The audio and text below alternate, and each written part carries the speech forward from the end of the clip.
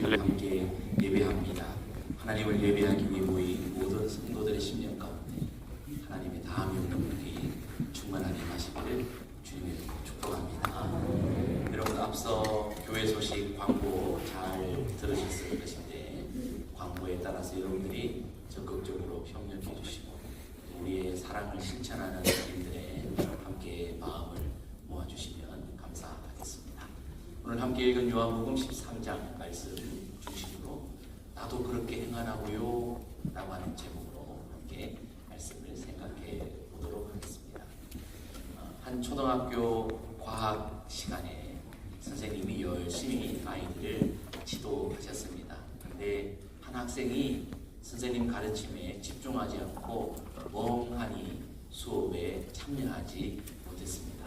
과학 시간에 선생님이 그림 자료를 화면에 띄워주면서 곤충을 세 부분으로 나누면 이렇게 모양과 그 부분까지, 여러분 보이십니까? 그림 위에 보면 이렇게 되어 있습니다.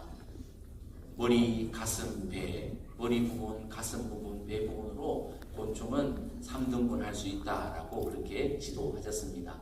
이었고 시험 기간이 되었습니다.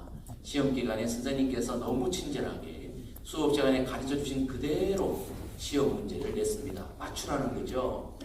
근데 이 수업 시간에 집중하지 못했던 친구가 3개의 답을 써야 되는데 곤충을 3부분으로 나누면 어떻게 될까 아무리 생각해도 답이 기억나지 않는 거예요. 그러나 힘을 내서 자신 있게 썼습니다. 죽는다. 네, 맞죠? 이 친구의 말이 정말 맞습니다. 합리적입니다. 곤충을 3등분하면 반드시 죽죠. 예. 한 등분만 해도 머리만 잘라내도 죽을 텐데 이 학생은 논리적으로는 맞았지만 과학적으로는 틀린 답을 썼습니다.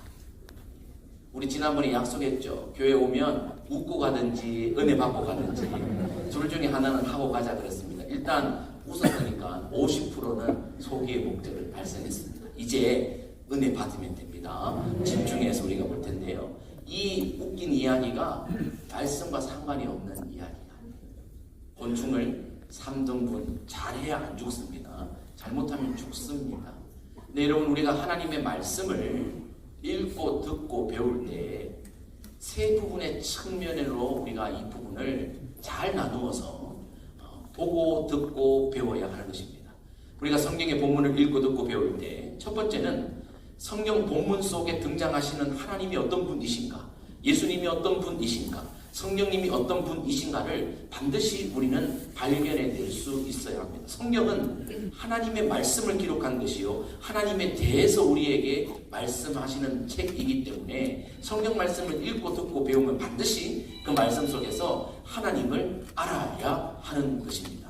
두 번째 측면으로 성경 속에서 하나님이 사람을 등장시키시고 환경과 사건을 등장시키실 때 우리는 그 속에 등장하는 사람, 환경, 사건들을 분별해낼 수 있어야 합니다. 그래서 성경을 통해 우리가 성경을 읽고 듣고 배울 때 성경 속 사람이 어떤 존재인가 라고 하는 것을 또한 다른 측면에서 반드시 볼 수 있어야 합니다. 그리고 세 번째, 3등분하면 하나님이 그런 분이시고 사람이 그 속에서 그렇게 반응했다면, 그렇다면 오늘 이 말씀을 읽고 듣고 배우는 나는 이 하나님 앞에서 이 사람들과 더불어 살면서 어떻게 반응해야 할 것인가 라고 하는 적용을 우리가 이끌어낼 수 있어야 하는 것입니다. 특별히 우리가 사순절 기간을 지금 지내고 있는데요.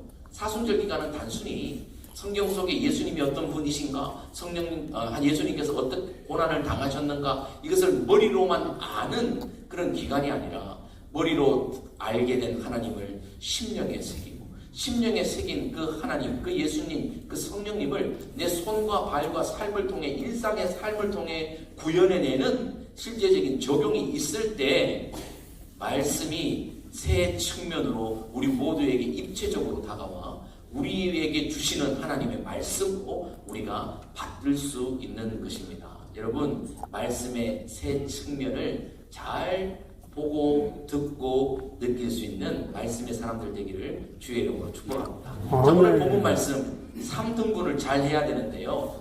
잘 보도록 하겠습니다. 자, 그럼 오늘 말씀 속에 하나님은 어떤 분이신가를 우리가 살펴보겠습니다. 오늘 말씀 속에서 사람은 어떤 존재인가 라고 하는 것을 또한 살펴보겠습니다. 그리고 세 번째로, 그렇다면 오늘 나는 어떻게 반응하고 적용해야 될 것인가 라고 하는 것을 3등분해서 오늘 한번 살펴보도록 하겠습니다. 첫 번째, 오늘 본문 속에 등장하는 하나님은 어떤 분이십니까? 오늘 예수님은 사랑하신 분이신데 끝까지 사랑하신 분이라고 기록되어 있습니다. 1번 같이 한번 읽겠습니다. 시작. 예수님은 끝까지 사랑하신 분입니다.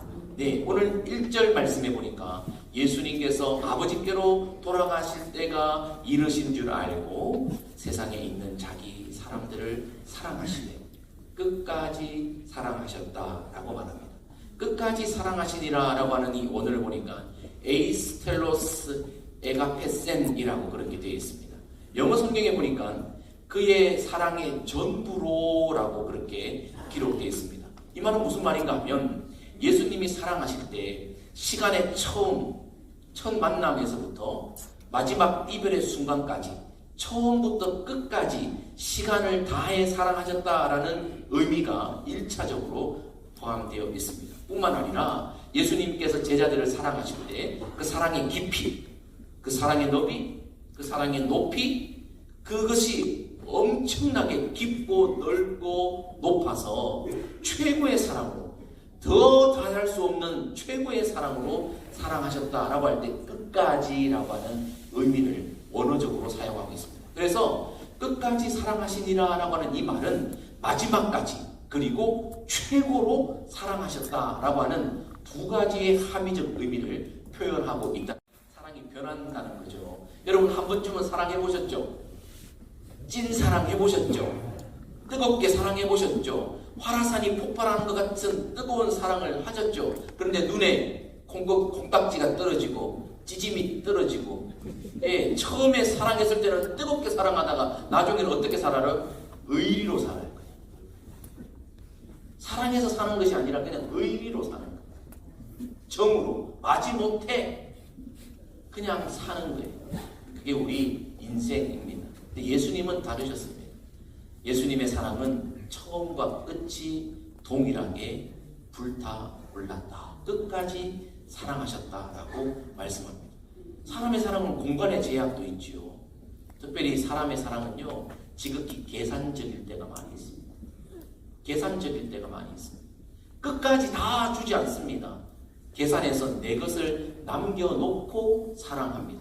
여러분 잘 아시는 고린도전서 13장 사랑장이라고 우리가 머리로 잘 알고 있지 않습니까? 사랑장에서 사랑을 뭐라고 말씀하십니까? 사랑은 자기의 유익을 구하지 아니하며 그랬습니다. 하나님 사랑, 성경이 말씀하시는 사랑은 뭡니까? 자기의 유익을 구하지 않는 것, 자기의 유익을 계산하지 않는 것이 사랑이라는 거예요. 찐 사랑은 계산하지 않는 거예요.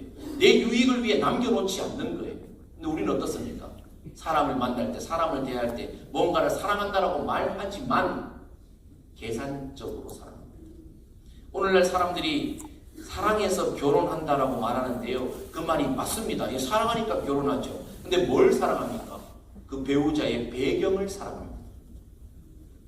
그 배우자의 재력을 사랑합니다. 그 배우자의 가문을 사랑합니다. 물려받을 그 무엇을 사랑합니다. 그 배우자의 내일의 능력을 사랑합니다. 사람 자체를 사랑하는 것이 아니라 배경을 사람들이 사랑합니다. 그래서 그 배경이 허물어지고 없어지면 그러면 사랑도 비례해서 줄어들게 되는 거죠. 그것이 사랑입니다. 끝까지 사랑하지 않는 계산적인 사랑. 세상 사람들이 추구하고 있는 사랑이죠. 근데 우리 예수님의 사랑은요, 계산하지 않습니다. 자기의 유익을 구하시는 사랑이 아닙니다. 여러분 예수님의 사랑을 로마서 5장에서 성령님이 바울을 통해 우리에게 알려주실 때 이렇게 세 가지로 구체적으로, 자 오늘 3등분 계속 나옵니다. 세 가지로 말씀해 주고 계십니다. 같이 한번 로마서 5장 6절, 8절, 10절 자막 보면서 자막을 같이 한번 읽어보도록 하겠습니다. 시작. 우리가 죄인을 때 그리스도께서 죽으셨다. 우리가 아직 죄인이었을 때 그리스도께서 죽으심으로 우리가 원수되었을 때 그의 아들을 죽으심으로. 네, 그렇습니다. 예수님께서 우리를 사랑하실 때, 하나님께서 우리를 사랑하시는 그 사랑 사랑을 확정하실 때 우리가 가치가 있어서 의미 있는 존재여서 너무 소중해서 우리가 완벽해서 우리가 흠이 없어서 사랑하셨던 것이 아닙니다. 연약할 때, 죄인이었을 때, 하나님과 원수 되었을 때 가치를 따지지 않고 계산하지 않고 우리를 향한 사랑을 죽음으로 실천하셨다라고 성경은 말씀하고 있습니다. 이것이 찐 사랑이요 끝까지 하는 최고의 사랑, 시간적으로도 최고의 사랑이요 질적으로도 최고의 사랑을 보여주신 예수님의 사랑입니다. 예, 그렇습니다. 오늘 본문 속 등장하는 하나님은 어떤 분이십니까? 사랑하시되 끝까지 사랑하시는 분이십니다. 두 번째, 오늘 본문을 통해 우리가 관찰할 수 있는 예수님, 하나님, 성령님은 어떤 분이십니까? 예수님은 행동으로 사랑하신 분이십니다. 2번 같이 읽습니다. 시작. 예수님은 행동으로 사랑하신 분입니다. 예, 끝까지 사랑하셨을 뿐만 아니라 예수님은 행동으로 사랑하셨습니다. 오늘 4절과 5절을 주목해 보십시오. 예수님께서 저녁 잡수시다가 일어나셨습니다. 겉옷을 벗으셨습니다. 수건을 직접 가져오셨습니다. 허리에 두르셨습니다. 대야에 물을 떠서 직접 가지고 오셨습니다. 제자들의 발을 직접 씻어 주셨습니다. 그리고 두르신 그 수건으로 제자들의 발을 닦아 주셨습니다. 모두 다 동사입니다. 성경을 읽을 때 동사에 주목해야 된다고 누누이 말씀드렸습니다. 오늘 예수님 그 모습을 요한은 아주 매우 세밀하게 예수님의 동작 하나하나, 행함 하나하나를 구체적으로 우리에게 알려주고 있습니다. 그래서 어떤 이가 말했습니다. 사랑은 명사가 아니라 동사다. 사랑은 개념이 아니라 사랑은 실천하는 실제다라고 말했습니다. 예수님 그렇습니다. 성경의 가르침이 뭡니까? 우리가 말과 혀로만 사랑하지 말고 어떻게 하라고요? 행함과 진실함으로 사랑하자 그러셨습니다. 예, 사랑은 말과 혀로만 하는 게 아니에요. 이 세상에 많은 사람들이 사랑을 흉내내고 사랑을 노래합니다. 유행가의 99%는 사랑 노래입니다. 사랑하다 이별한 노래, 다 사랑 노래, 사랑 노래. 그런데 여러분, 입으로 부르는 그 사랑들, 말과 혀로만 하는 사랑들. 성경은 뭐라고 말씀하십니까? 사랑은 행함으로, 진실함으로 하는 거야 라고 가르치신 예수님이 가르치신 대로 행함과 진실함으로 사랑을 보여주셨습니다. 오늘 요한복음 13장 말씀은 세족시의 장면인데요. 마지막 6월절을 보내셨던 예수님의 이야기입니다. 오늘 본문의 평행 본문인 누가의 복음 22장 말씀에 보면 6월절 식사를 하실 때 이 장면에서 예수님이 제자들에게 하셨던 말씀을 한 가지 더 우리에게 알려주고 있는데요. 예수님이 제자들에게 이렇게 말씀하셨더랬습니다. 앉아서 먹는 자가 크냐 높으냐 아니면 서서 섬기는 자가 크고 높으냐. 앉아서 먹는 자가 높은 자가 아니냐. 그러나 나는 섬기는 자로 낮은 자로 너희 중에 있노라 라고 말씀하셨습니다. 예, 그렇습니다. 하늘 영광 보좌를 버리시고 처음 이 땅에 성육신 하실 때부터 예수님은 낮은 자의 자리에서 행함으로 사랑을 실천하셨습니다. 말 구유에 누이시고 지극히 낮은 자, 천한 자, 세리와 죄인과 창기들과 가난한 자들과 병든 자들과 함께 그 자리에서 사랑을 행동으로 실천해 보이시며 하나님의 가르침을 이 땅 가운데서 사랑으로 보여주신 분이 우리 예수님이십니다. 예수님의 사랑은 말과 혀의 사랑이 아니라 행함과 진실함의 사랑입니다. 그런데 오늘날 이 땅은 어떻습니까? 오늘날 우리가 살아가는 삶의 환경은 어떻습니까? 아니, 남들은 자취하고 저나 여러분들은 어떻습니까? 우리는 괭가리처럼 말과 혀로는 사랑을 논하기도 하고 가르치기도 하고 노래하기도 하지만 정말 행함과 진실함으로 우리의 삶으로 사랑을 실천하고 있는지. 오늘 본문 속에 등장하는 예수님, 그분은 이런 분이십니다. 끝까지 사랑하시는 분, 행동으로 사랑하시는 분. 예, 그렇습니다. 두 번째, 2등분. 그럼 오늘 본문 속에 등장하는 사람은 어떤 존재로 우리에게 설명해주고 있습니다. 오늘 성경이 설명하고 있는 사람의 존재 두 측면을 또한 살펴보겠습니다. 첫 번째는 가룟 유다를 통해서, 두 번째는 베드로를 통해서 사람이 어떤 존재인지 우리는 알 수 있습니다. 첫 번째, 가룟 유다를 통해서 우리가 발견할 수 있는 사람의 존재는 이것입니다. 사람은 마귀에게 마음을 빼앗길 수 있는 존재입니다. 1번 읽습니다. 시작. 사람은 마귀에게 마음을 빼앗길 수 있는 존재입니다. 예, 그렇습니다. 우리 사람은요, 마음을 마귀에게 빼앗길 수도 있는 존재입니다. 예수님은 공생애를 시작하시면서 금식기도 하시고 마귀에게 이끌려 성령에게 이끌려 광야에서 시험을 받으셨지만 마음을 마귀에게 빼앗기지 않으셨습니다. 그러나 인생은 다릅니다. 가룟 유다는 다릅니다. 사람은 다릅니다. 우리는 다릅니다. 우리의 마음을 아무리 결단해도 마귀에게 빼앗길 수도 있는 존재입니다. 결단해도 빼앗길 수 있는데 마귀에게 틈을 주면 100% 우리는 마귀에게 마음을 내어줄 수밖에 없습니다. 2절 말씀이 그것을 우리에게 알려주는데요.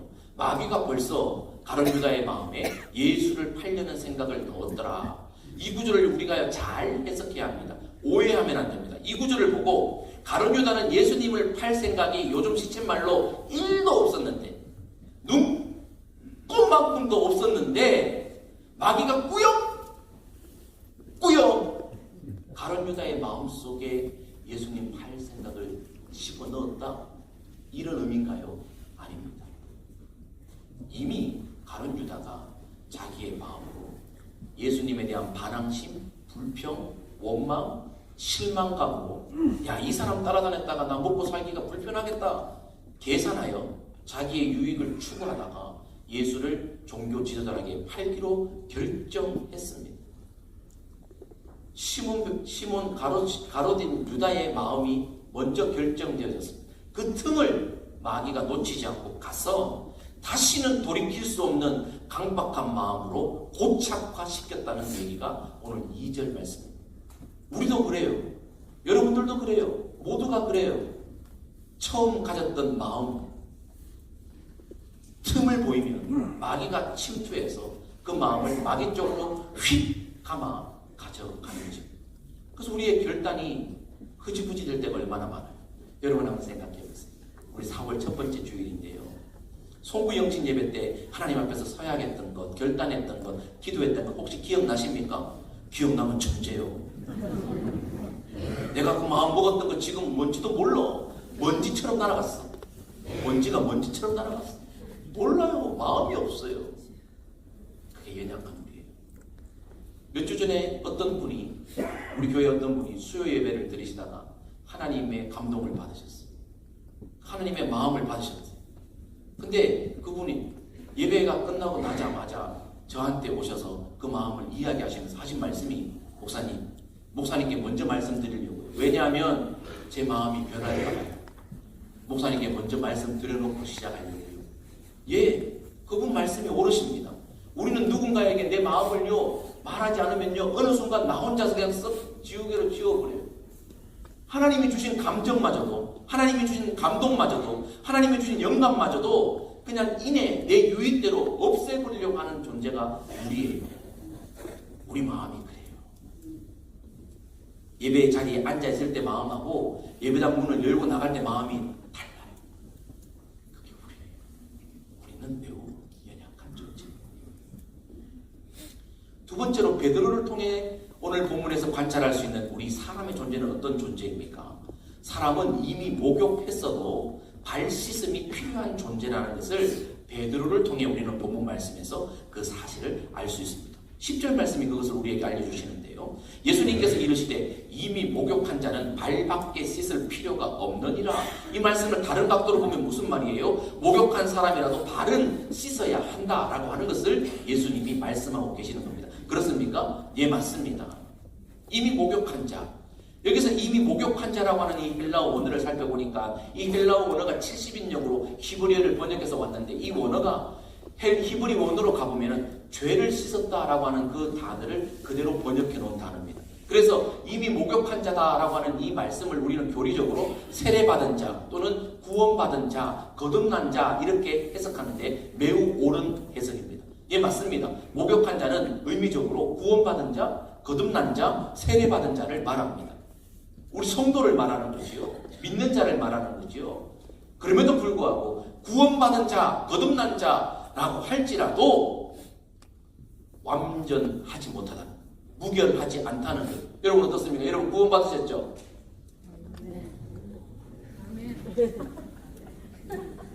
할 수 없죠.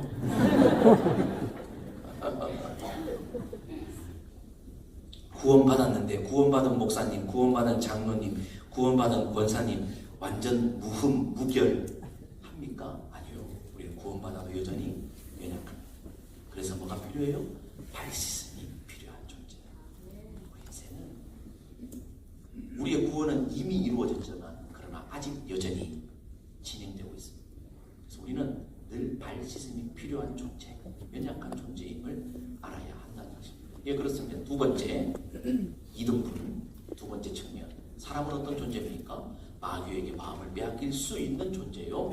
발 씻음이 필요한 존재라는 것입니다. 자, 그러면 본문 속에서 하나님은 이런 분이시고 사람은 이런 존재라면 그럼 오늘 이 말씀은 나와 무슨 상관이 있는가? 나는 이 말씀을 어떻게 받아들일 수 있을까? 3등분.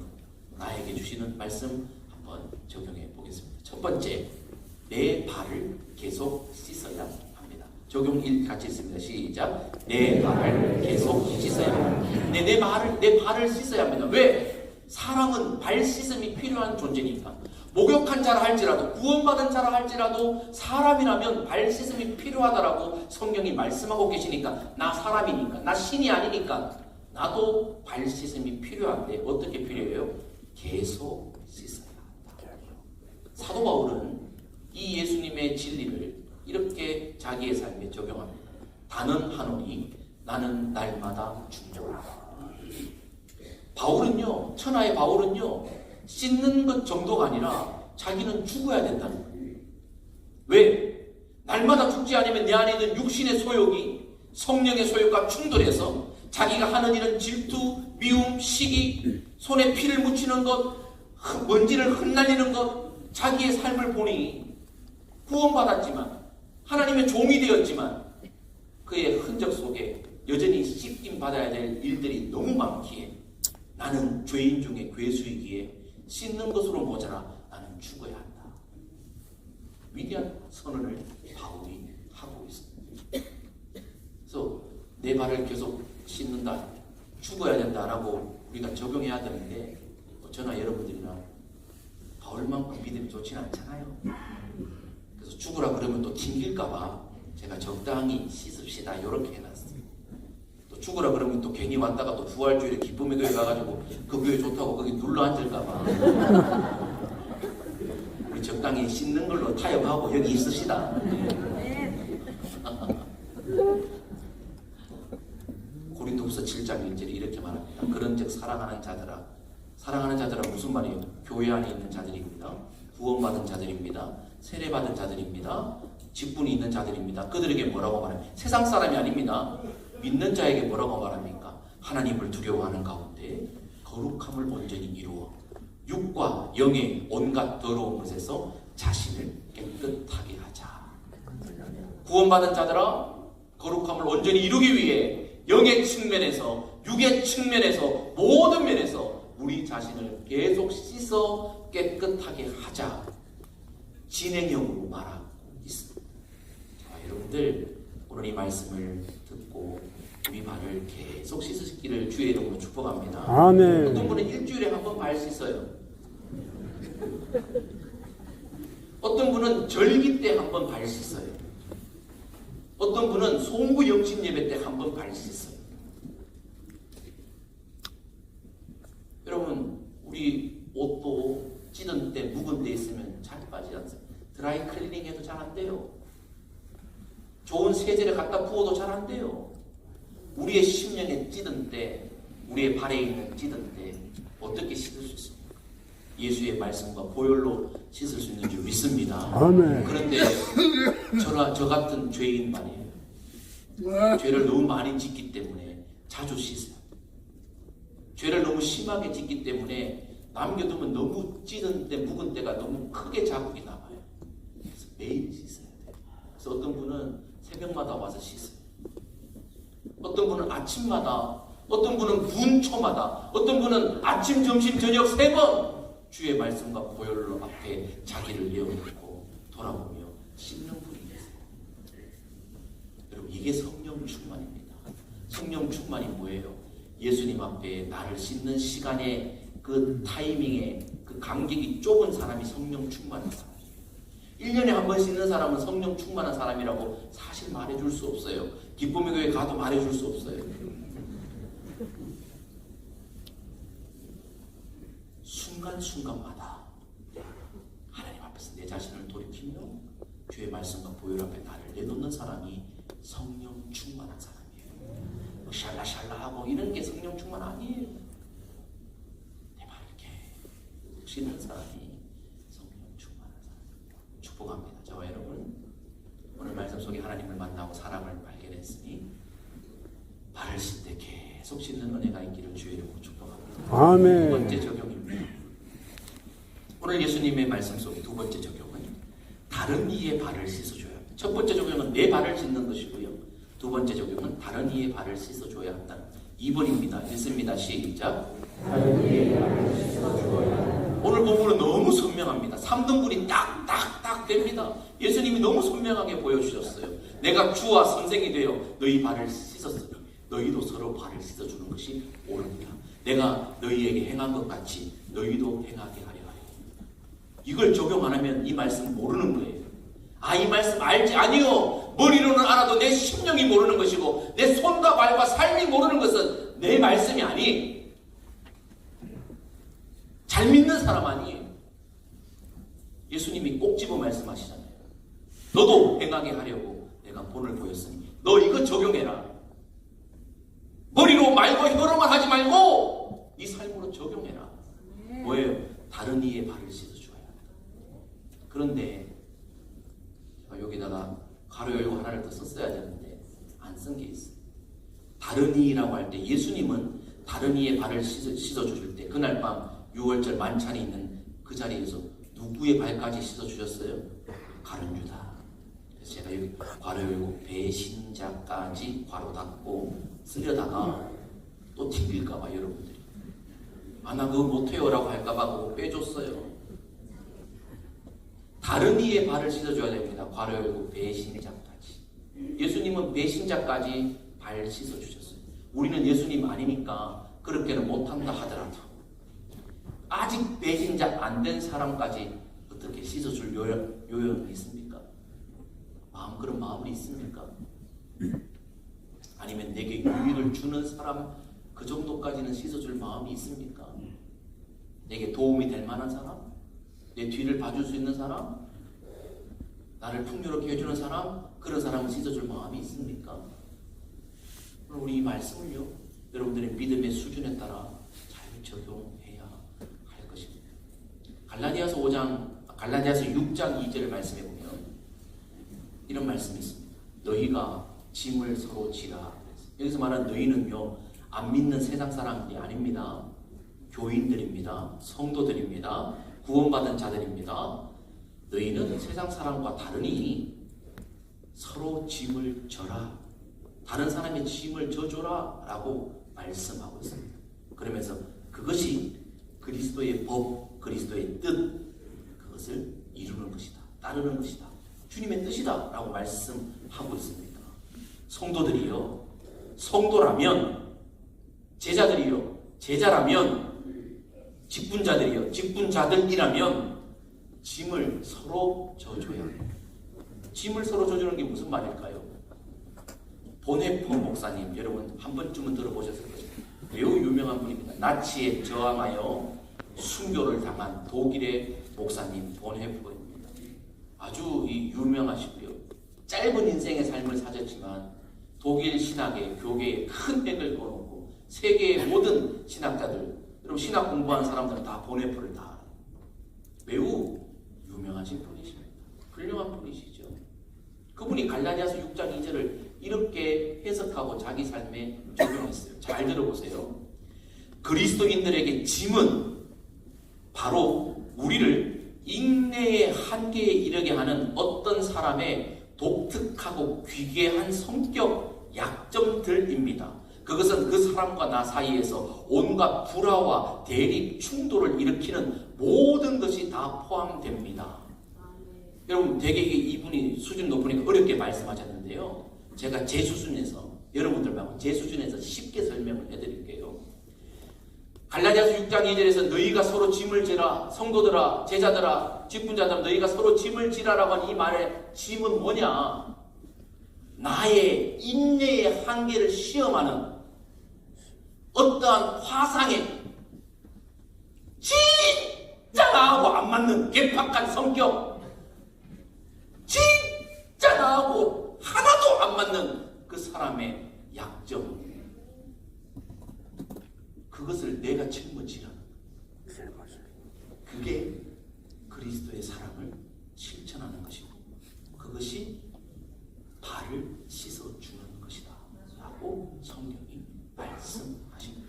다르게 생각해보면 그리스도인이라고 하면서 다른 사람의 이 약점, 다른 사람의 이 기괴한 성격, 나와 맞지 않는 이 대립되는 부분, 충돌을 일으키는 그 부분을 내가 져주지 않으면 나는 진짜 그리스도를 닮은 사람이 아니다.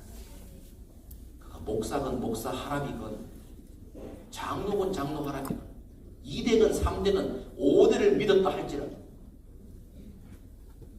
수많은 헌신의 일을 하고 수많은 일들을 했다 할지라도 교회 건물을 자기 혼자 지었다 할지라도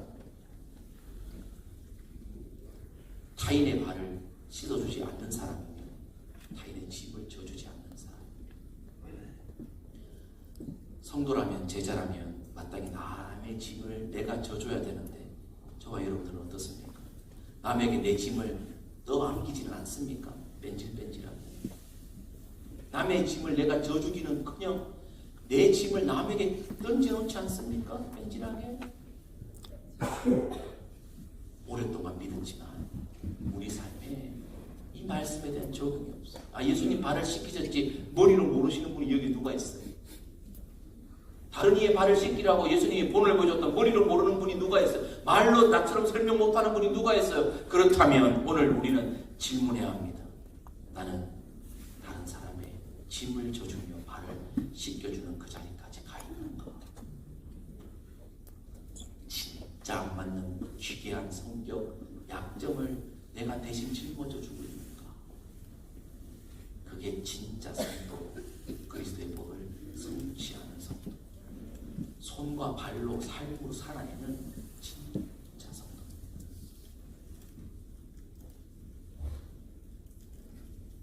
오늘 우리는 3등분 했습니다. 오늘 도입 부분에 3등분 잘못하면 어떻게 돼요? 죽는다. 이 말씀 앞에 우리는 지금 서야 돼요. 이 말씀 앞에 서야 돼요. 머리, 가슴, 배로 나누어서 내 삶에 실천할 것인지, 아니면 이거 딱 보니까 이래 살다가 나는 죽는다. 난 이거는 못하겠다. 예, 그렇습니다. 언제나 우리는 말씀 앞에 두 가지를 결정해야 합니다. 말씀이 내게 주어졌을 때 우리가 고백하죠. 내게 주신 말씀입니다. 겸손과 믿음으로 말씀을 받으면 회심이 일어납니다. 그런데요, 이 말씀을 튕겨내면요, 회피합니다. 오늘 저와 여러분들이 죽는다, 죽는 한이 있어도 이 말씀을 내게 주는 말씀으로 받는다면 우리의 삶에 회심이 일어날 것이요, 3등분할 의욕이 없어. 나 이 말씀 이대로 난 못 받겠다. 나는 적용할 수 없다. 나는 남의 발을 씻어줄 의향도 없고 내 발을 씻을 필요도 없다 하시고는 이 말씀을 내 것이 아닌 것으로 회피하게 될 것입니다. 바라기는 오늘 주께서 예배 자리에 보내셔서 오늘 포항성결교에서 예배하는 한 분 한 분도 빠짐없이 이 말씀 앞에 회심하시기를 주의 이름으로 축복합니다. 아멘. 이 말씀이 성경 속에 갇혀있는 옛날 예수님의 이야기가 아니라 오늘 내 삶에 구체적으로 능력으로 나타나는 하나님의 말씀 될 수 있기를 주의 이름으로 축복합니다. 아멘. 찬송가 452